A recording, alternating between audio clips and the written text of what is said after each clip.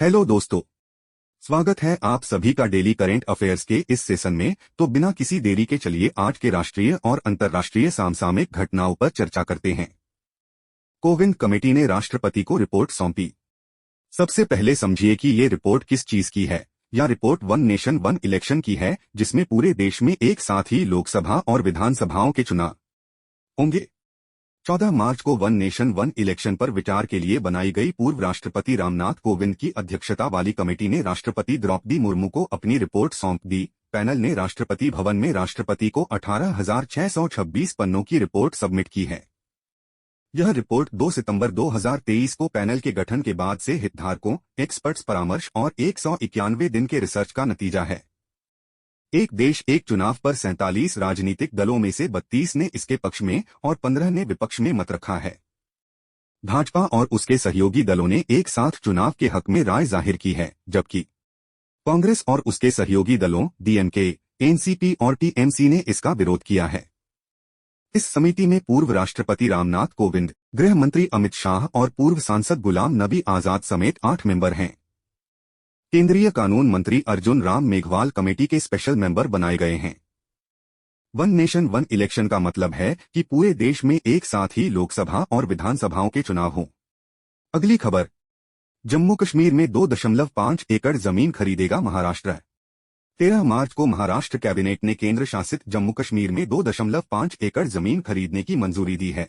राज्य सरकार श्रीनगर स्थित मध्य कश्मीर के बडगाम में महाराष्ट्र भवन बनवाएगी। शिंदे सरकार इस जमीन पर जम्मू कश्मीर जाने वाले अपने पर्यटकों के लिए गेस्ट हाउस राज्य भवन बनवाएगी। इसके लिए श्रीनगर एयरपोर्ट के पास इचगाम में 2.5 एकड़ जमीन का एक टुकड़ा तय कर लिया गया है।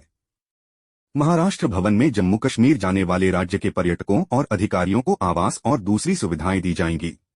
महाराष्ट्र जम्मू कश्मीर में जमीन खरीदने वाला पहला राज्य बन जाएगा। श्रीनगर के अलावा कैबिनेट सरकार ने अयोध्या में भी राज्य भवन बनवाने की मंजूरी दी। राज्य सरकार ने दोनों राज्य भवनों के लिए 77 करोड़ रुपए आवंटित किए। चलते हैं अगली खबर की ओर। मोहम्मद मुस्तफा फिलिस्तीन पीएम बने हैं। 14 मार्च को मोहम्मद मुस्तफा फिलिस्तीन के नए प्रधानमंत्री बन गए हैं। राष्ट्रपति महमूद अब्बास ने उन्हें नया पीएम नियुक्त किया। यह नियुक्ति पूर्व प्रधानमंत्री मोहम्मद सातायह समेत पूरी सरकार के इस्तीफे के 18 दिन बाद हुई। गाजा पर 2014 में हुए इजरायल हमले के बाद मुस्तफा ने गाजा में पुनर्निर्माण में अहम भूमिका निभाई थी। वो फिलिस्तीनी अथॉरिटी के आर्थिक मामलों के सलाहकार और फिलिस्तीन इन्वेस्टमेंट फंड के बोर्ड मेंबर भी थे। इसके अलावा वो वर्ल्ड बैंक में सीनियर पोजीशन पर भी काम कर चुके हैं। पूर्व प्रधानमंत्री मोहम्मद सातायह ने 26 फरवरी को पीएम पद से इस्तीफा दिया था। गाजा पट्टी में फिलिस्तीनियों पर लगातार हो रहे हमलों की वजह से सातायह ने इस्तीफा दिया था। फिलिस्तीन में राजनीतिक व्यवस्था फिलिस्तीनी अथॉरिटी के तहत चलती है। फिलिस्तीन में 2 बड़ी पार्टियां हैं, जिनमें एक हमास और दूसरा फतह है। हमास एक हथियारबंद संगठन है और 2007 से हमास गाजा पट्टी में शासन कर रहा है। ज्ञानेश और सुखबीर चुनाव आयुक्त बने हैं। 15 मार्च को पूर्व आईएएस ऑफिसर ज्ञानेश कुमार और सुखबीर सिंह संधू ने नए चुनाव आयुक्त का पदभार ग्रहण किया। प्रधानमंत्री नरेंद्र मोदी की अगुवाई वाली 3 सदस्यीय समिति ने ज्ञानेश और सुखबीर की नियुक्ति की है। इसे लेकर केंद्र सरकार ने नोटिफिकेशन जारी किया था। ज्ञानेश कुमार 1998 बैच के केरल कैडर के आईएएस ऑफिसर हैं। कुछ दिनों पहले सहकारिता मंत्रालय के सचिव पद से रिटायर हुए। उससे पहले ज्ञानेश कुमार गृह मंत्रालय में जॉइंट सेक्रेटरी कश्मीर डिवीजन थे। उनके कार्यकाल में जम्मू कश्मीर से धारा 370 हटाई गई थी। सुखबीर सिंह संधू 1988 बैच के उत्तराखंड कैडर के आईएएस अधिकारी हैं। वे डॉक्टर और इतिहासकार भी हैं और उनके पास लॉ की डिग्री भी है। सुखबीर सिंह संधू उत्तराखंड के चीफ सेक्रेटरी और एनएचएआई के चेयरमैन भी रह चुके हैं। अगली खबर, दुनिया के सबसे ताकतवर रॉकेट का तीसरा टेस्ट। 14 मार्च को शाम 6:55 बजे टेक्सास के बोका चिका से दुनिया के सबसे ताकतवर रॉकेट स्टारशिप को लॉन्च किया गया। स्टारशिप का यह तीसरा टेस्ट था, जो करीब सक्सेसफुल रहा। दुनिया के तीसरे सबसे अमीर कारोबारी एलन मस्क की कंपनी स्पेसएक्स ने इस रॉकेट को बनाया है। स्टारशिप स्पेसक्राफ्ट और सुपर हैवी रॉकेट को कलेक्टिवली स्टारशिप कहा जाता है। इस व्हीकल की ऊंचाई 397 फीट है और ये पूरी तरह से रियूजेबल है।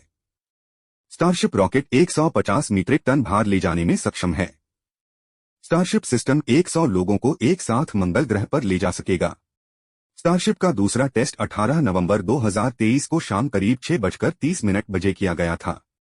पृथ्वी पर वापस लैंडिंग के दौरान 3.2 मिनट बाद 90 किलोमीटर ऊपर यह फट गया। 20 अप्रैल 2023 को स्टारशिप का पहला ऑर्बिटल टेस्ट किया गया था।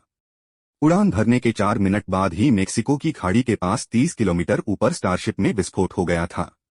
अगर आपको ये वीडियो पसंद आया हो तो लाइक करें, शेयर करें और हमारे चैनल को सब्सक्राइब करें।